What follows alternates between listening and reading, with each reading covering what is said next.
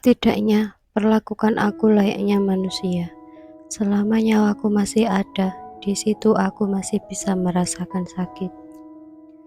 Motor yang dikendarai Brian berhenti di depan rumah Ara. Brian, makasih udah nolongin aku sama nganterin aku pulang.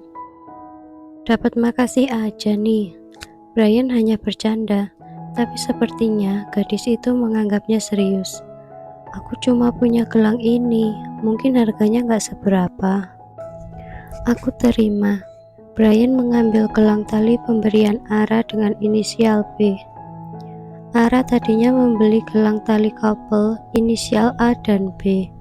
B untuk ia berikan pada Bara, tapi Bara malah meninggalkannya tanpa kabar.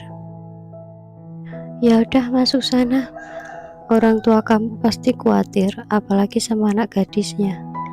Ara memaksakan senyum. Brian salah. Semenjak Marisa meninggal, Yuda tidak pernah memperhatikannya. Yuda selalu marah-marah tidak jelas pada Ara. Kadang Yuda menyalahkan atas kematian Marisa. Sedangkan Tara menjadikan Ara sebagai bahan bulian meskipun mereka kembar. Kenapa tindakannya yang menolong Tara dari maut dulu malah menjadikan awal dari penderitaannya? Tara tidak pernah merasakan bagaimana ia pernah kehilangan penglihatannya karena insiden menolongnya dulu, dan itu membuat dunianya gelap. Ara tidak meminta kata terima kasih dari mulut Tara. Ia hanya ingin kedamaian. Tidak ada kata atau tindakan kasar dari keluarganya. Setelah Brian pergi, Ara membuka pintu. Lampu ruang tengah sudah dimatikan. Ia menyalakan lampu dan dikejutkan dengan keberadaan Yuda dan Tara. Baru pulang? Tanya Yuda terdengar mengintimidasi. Ara hanya bisa mengangguk dengan kepala menunduk. Ia sudah bisa menebak apa yang akan terjadi. Ia harus kuat menghadapi kekerasan dari keluarganya. Apa begini kelakuanmu saat tidak ada orang di rumah? Pulang tengah malam bersama laki-laki, lalu mengemis untuk disentuh. Hatinya menjelas seketika. Ia tahu Yuda membencinya, tapi ia tidak menyangka papanya akan merendahkan dirinya. Air mata yang ia tahan mati-matian menetes juga. Ia harus kuat seperti apa? Batu saja bisa hancur, apalagi hatinya yang lunak. Tangannya terkepal untuk menahan tangisan agar tidak meraung. Ia tidak membenci Yuda. Seburuk apapun sikap Yuda, Ara tetap menganggapnya sebagai papa. Ara mengatur napasnya agar kembali normal. Kenapa papa berpikir seperti itu? Ucapannya dengan lirih. Itu kenyataan, dan jaket yang kamu pakai sudah menjelaskan semuanya. Kenapa perlakuan papa ke aku beda sama perlakuan papa ke Tara?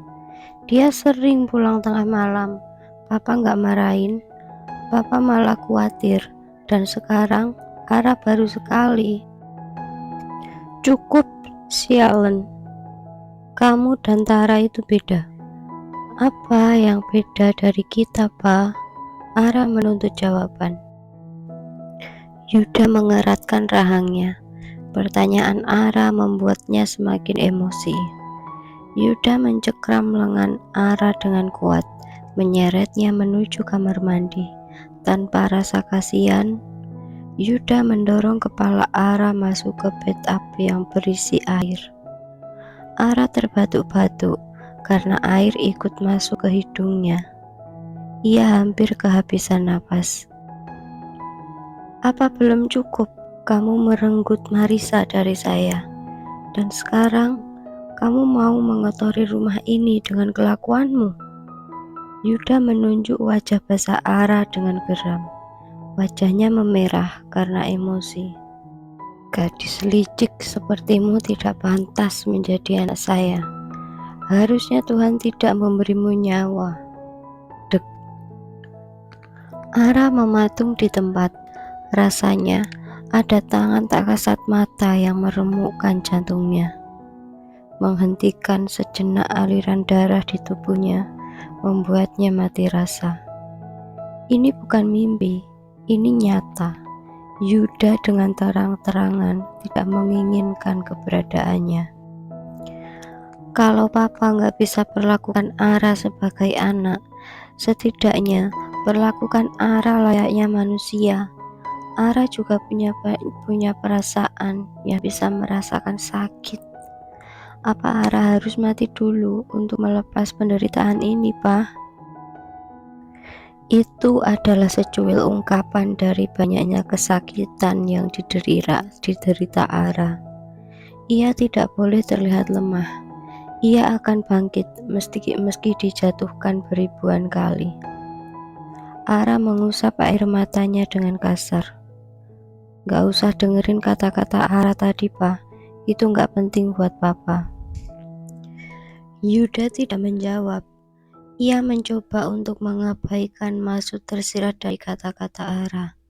Menurutnya, itu hanyalah ucapan remaja labil yang suka mendramatisir. Saat ini, kebenciannya lebih besar dari rasa ibanya.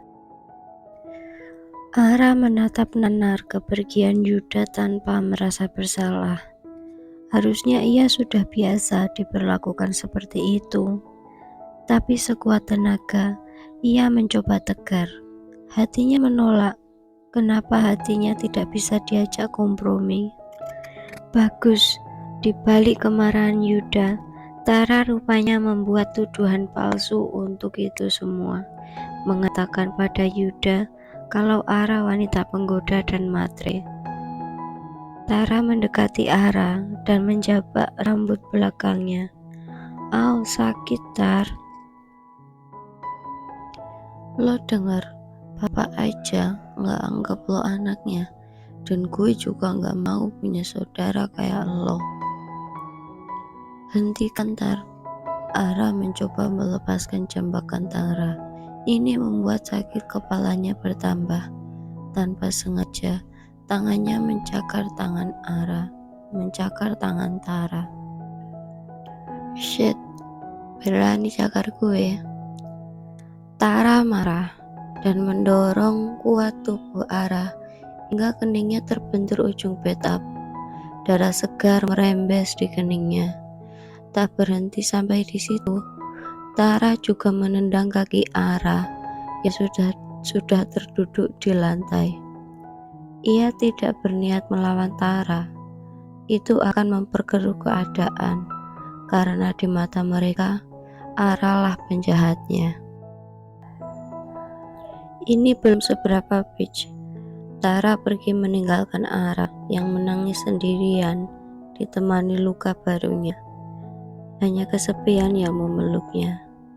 Rumah ini yang menjadi saksi bisu bagaimana perlakuan Yuda dan Tara. Rambutnya berantakan. Saat ini, Ara hanya ingin meratapi nasibnya. Besok paginya, Ara sudah berdiri di tengah lapangan melakukan hormat di depan tiang bendera. Karena ia terlambat, ia harus menunggu sampai bel istirahat. Sedangkan Tara sudah lebih dulu diantar Yuda. Sebenarnya ia masih tidak enak badan, apalagi terik matahari membuat keringatnya bercucuran. Tangannya juga sudah mulai pegal. Ia tidak yakin bisa kuat sampai istirahat, karena badannya sudah mulai lemas. Di lapangan, ramai oleh para siswa yang sedang ada pelajaran olahraga. Di sana juga ada Bara, tapi Bara tidak ada niatan untuk menghampirinya. Ia kembali fokus pada tiang bendera. Kenapa badannya malah mulai gemetaran?